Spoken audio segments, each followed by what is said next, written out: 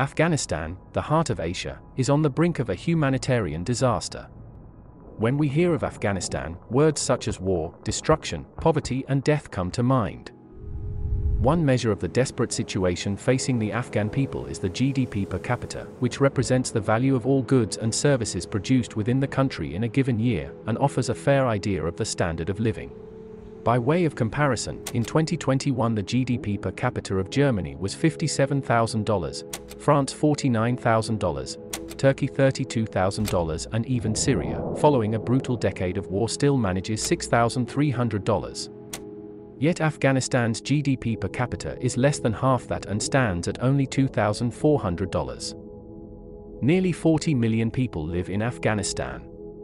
It is a country that depends on NGOs to provide 80% of its public services. A nation is considered aid-dependent when 10% or more of its gross domestic product comes from foreign aid. In Afghanistan's case, about 40% of its GDP was international aid. And with the US withdrawal, many have unfortunately ended their assistance despite the clear humanitarian implications that entail. This is a country in which only 67% of the population have access to clean water, and 47% of which live off humanitarian aid. The UN estimates that suspending aid for 1 year will cause a humanitarian disaster and plunge 97% of the people into total dependence on humanitarian aid just to survive. What has brought Afghanistan to this? Besides the devastation of almost half a century of war, there are more immediate causes behind these worrying statistics. The severe drought of the past 4 years has devastated Afghanistan's economy, 73% of whose population are rural and depend on crop harvesting for their livelihood.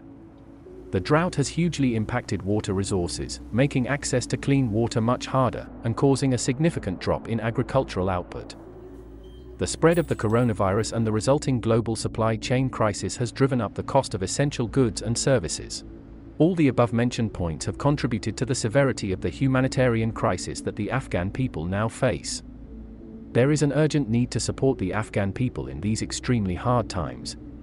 Your contributions can be the difference between life and death for the countless without the means to escape hunger and cold.